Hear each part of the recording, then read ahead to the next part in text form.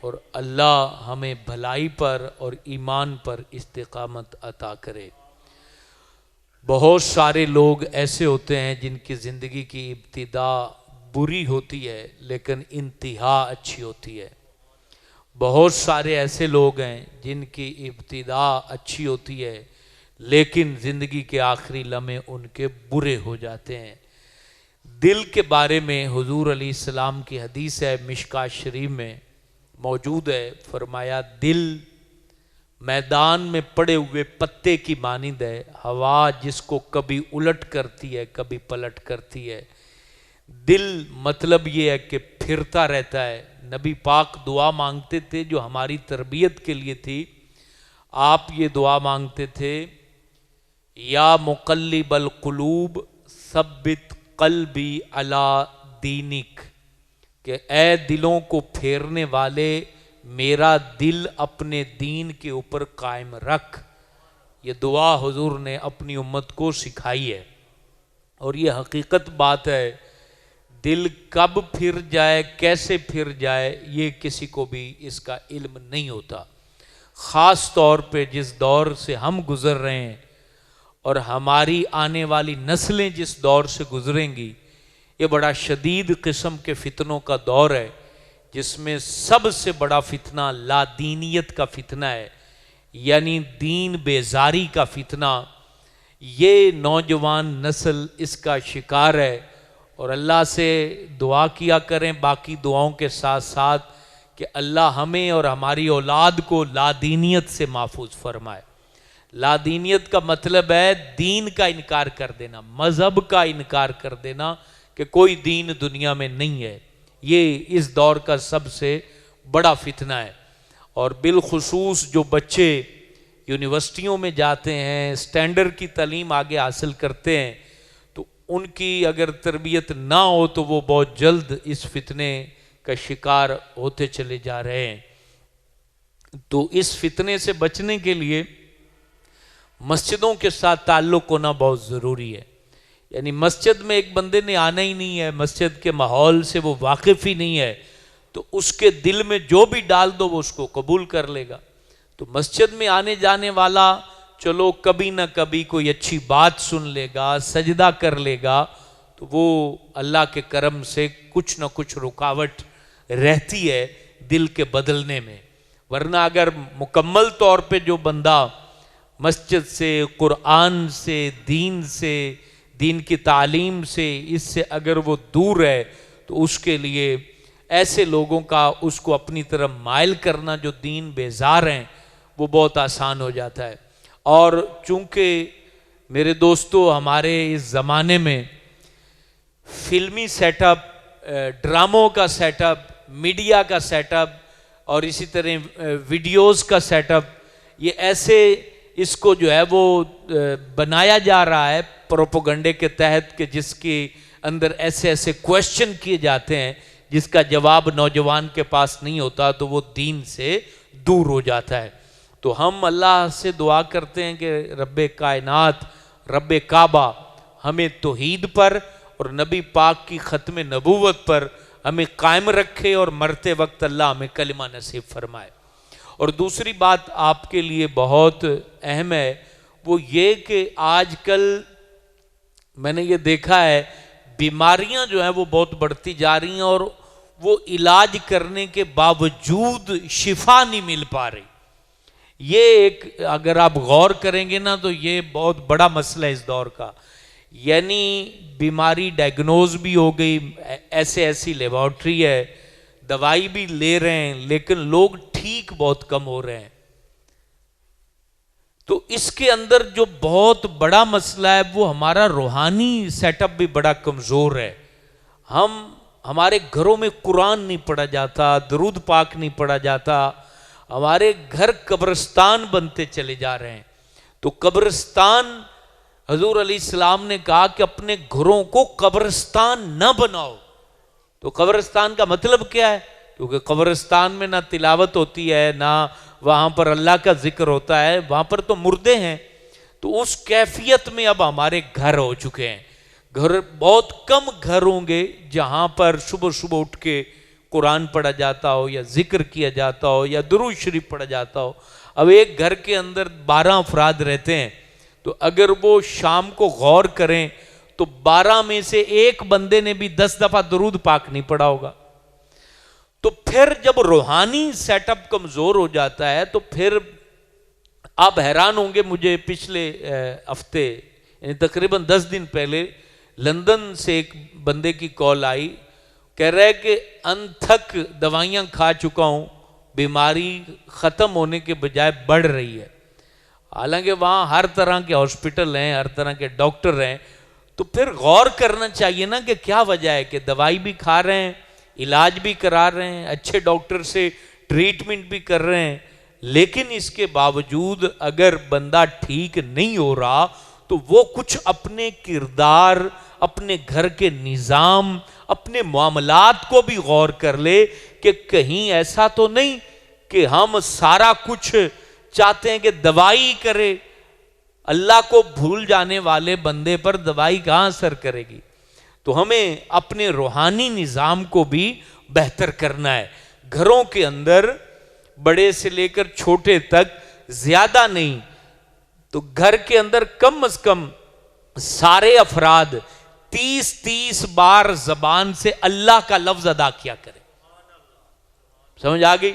سارے گھر کے افراد, چھوٹا بچہ بھی اللہ بول لیتا ہے جو 2 سال کا ہو, 30 بار گھر کا ہر فرد اس کی زبان پر صبح جاری ہونا چاہیے, اللہ اللہ. یہاں پر ایک روایت بھی آپ کو بتاتا ہوں, روایت بھی عرض کرتا ہوں. جو بندہ رات کو کہا اچانک جس کی آنکھ کھل جائے اچانک, اور اس کی زبان پر اچانک جاری ہو جائے اللہ, سبحان اللہ, الحمدللہ, اس طرح کے لفظ اس کی زبان پہ جاری ہو جائیں تو فرمایا اللہ اس کو بخش دیتا ہے.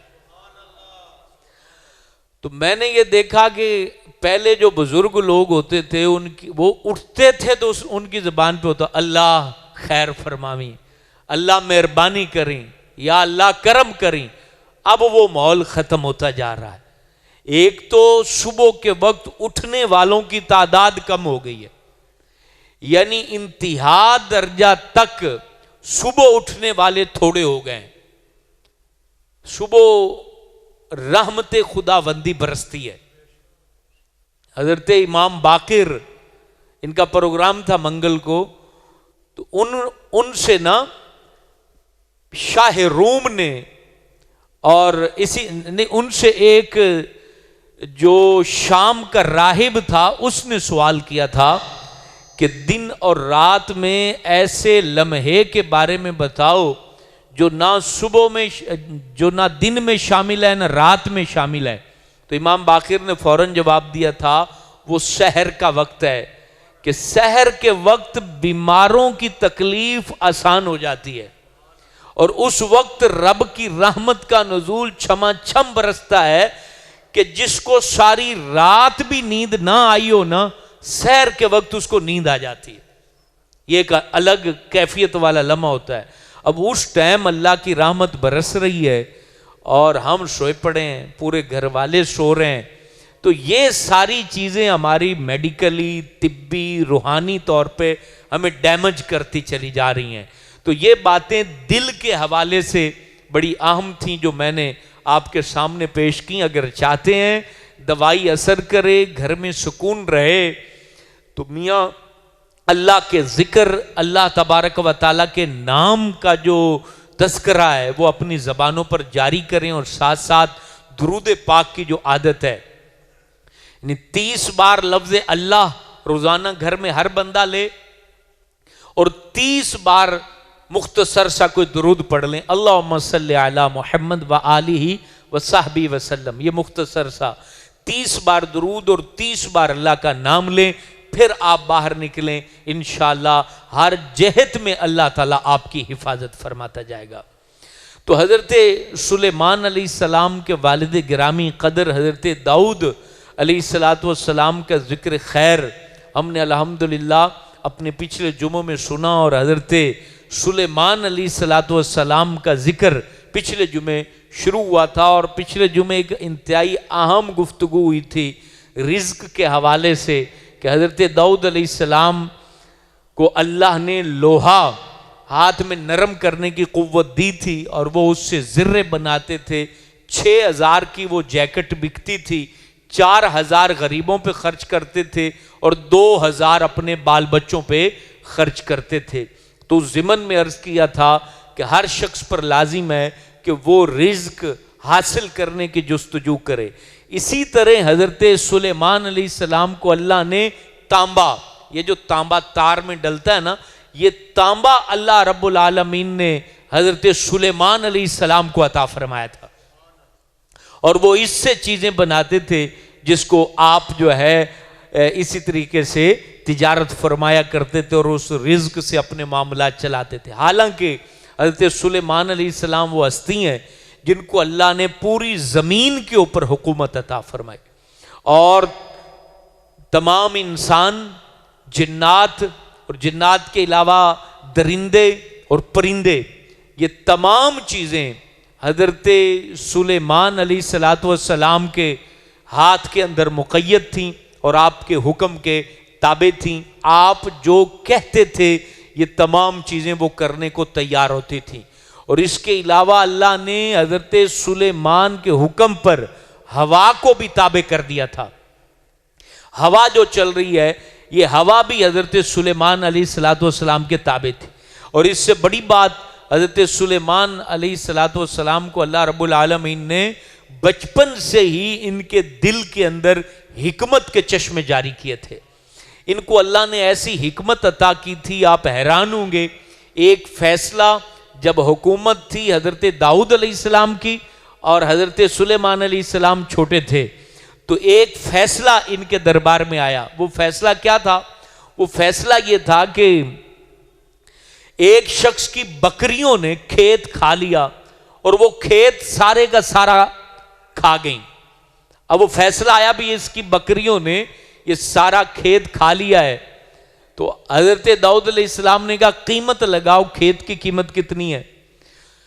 کھیت کی قیمت لگائی گئی، اور پھر فرمایا بکریوں کی قیمت لگاؤ۔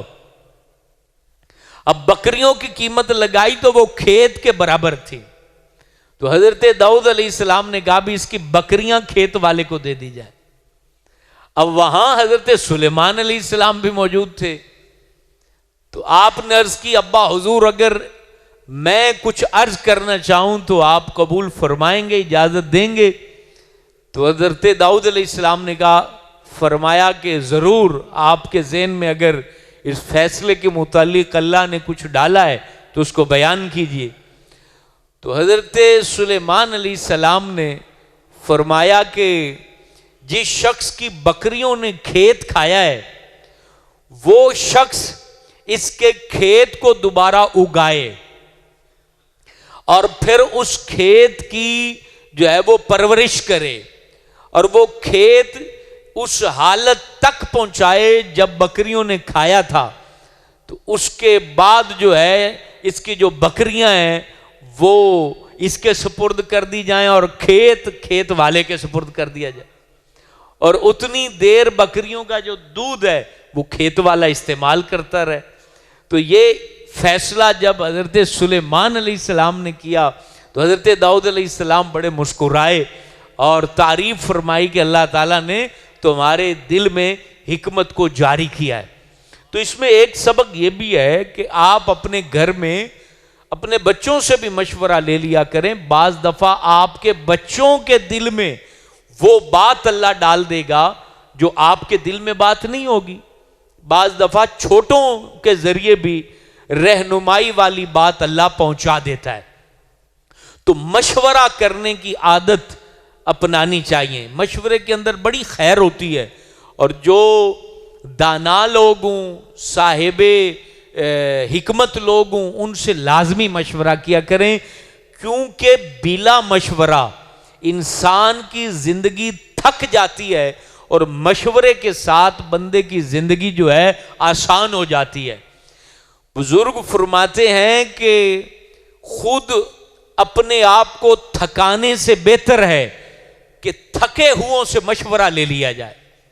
یعنی بجائے نئے نئے تجربات کر کے اپنی ہڈی پسلیاں دوری کرنے کے بجائے اپنے مخلص رشتہ داروں، دوستوں اور صاحب شرف لوگوں سے آپ مشورہ کریں گے تو وہ راستہ جو آپ نے 10 دن میں طے کرنا ہے، اس راستے کے ماہرین آپ کو 2 دنوں میں طے کروا دیں گے.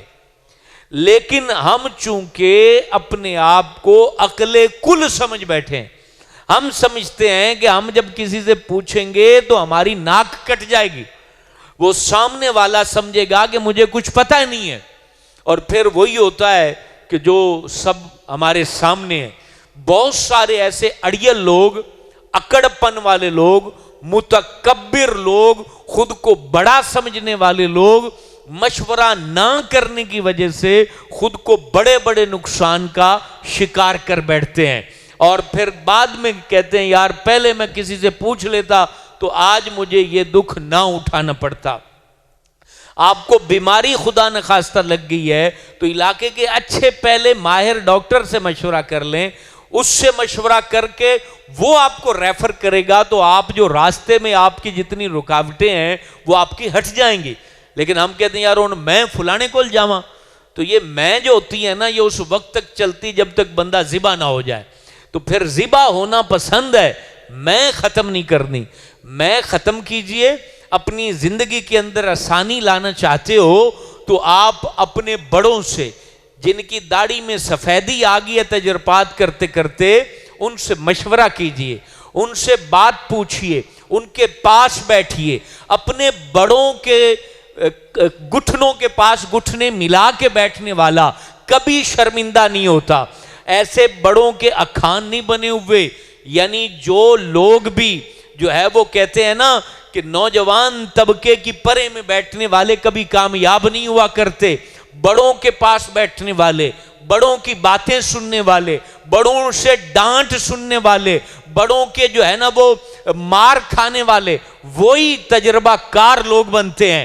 لہذا چھرکی پریں جو ہوتی ہے اس سے اپنے آپ کو بچائیں. اپنی زندگی کو تجربہ گاہ مت بنائیں، اپنے آپ کو سنجیدگی کی دہلیز پر لا کھڑا کریں. خود کو اچھا سمجھدار انسان بنانا ہے تو سمجھداروں کے پاس بیٹھیں، ان کی باتیں سنیں، زیادہ سنیں کم بولیں. کسی نے کتنی خوب بات کہی، 2 کان دیے 1 زبان دی اللہ نے. کیوں؟ کیونکہ زیادہ سنو کم بولو. اور جن کی باتیں سننے والی ہیں وہاں سنو، وہاں سناؤ مت، وہاں سنو. حضرت سید اسماعیل شاہ بخاری جو کرما والے مرشد مشہور ہیں، یہ اپنے پیر و مرشد حضرت شیر محمد شرک پوری کے پاس جب گئے نا بیعت ہونے کے لیے، تو انہوں نے پتہ آگے سے سوال کیا تھا؟ انہوں نے سوال کیا تھا کہ کچھ پڑھے لکھے بھی ہے جے یا کوئی نہیں؟ تو انہوں نے پھر جواب کیا دیا؟ یہ دانائی ہے. انہوں نے جواب دیا حضور دعا کرو مینوں کچھ سمجھ بوجھ آ جاوے. اے نہیں آکا ہاں جی میں تو بڑا وڈا عالم ہاں میں بڑا کچھ پڑھا ہویا ہے. انہوں نے آگے سے کیا کہا کہ حضور دعا کرو کچھ اللہ سمجھ بوجھ عطا کر دے وے. تو خالی لفظ پڑھنے سے کمال نہیں ملتا، سمجھ بوجھ جب تک نہ ملے اس وقت تک بندہ بیکار ہے. اور سمجھ بوجھ 2 طریقوں سے ملتی ہے. اس کے 3 طریقے ہیں. پہلا ٹھڈے کھانے سے، ٹھوکریں کھانے سے سمجھ آتی ہے. دوسرا ٹھوکریں کھانے والے داناؤں کے پاس بیٹھنے سے آتی ہے. تیسرا کوئی اللہ والا دعا دے دے تو پھر اللہ دل میں سمجھ بوجھ ڈال دیتا ہے.